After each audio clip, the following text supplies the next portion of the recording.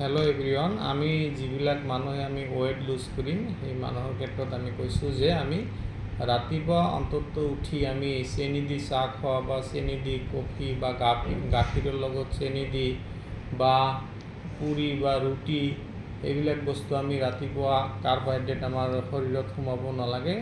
কাৰণ আমাৰ শৰীৰৰ ৰাতিপুৱা 5 বজাৰ পৰা 7 বজালৈ প্ৰচুৰ পৰিমাণে ষ্টেৰইড নিঃসৰণ কৰে আৰু এই ষ্টেৰইড নিঃসৰণ কৰে আৰু যদি কাৰ্বহাইড্ৰেট তাতে পৰে তেনেহ'লে আমাৰ ইনচুলিনটো বাঢ়ি যায় আৰু এই ইনচুলিনে আমাৰ শৰীৰত আমাৰ সেইটো এক্সট্ৰা ফেট জমা কৰে। গতিকে আমি ৰাতিপুৱা অন্ততঃ 9টা বজাৰ আগলৈ আমি সেনেকুৱা ধৰণৰ কাৰ্বহাইড্ৰেটযুক্ত বস্তু আমি খাব নালাগে আৰু এইবিলাক যদি আমি ৰাতিপুৱা খাওঁ তেনেহ'লে আমাৰ শৰীৰত এক্সট্ৰা ফেট বা ট্ৰাইগ্লিচাৰাইড এষ্টাৰ জমা হ'ব আৰু যিয়ে আমাৰ শৰীৰৰ ওজন বঢ়ায়। ধন্যবাদ, থেংক ইউ। চাই থাকিব, কমেণ্ট কৰিব আৰু শ্বেয়াৰ কৰিব।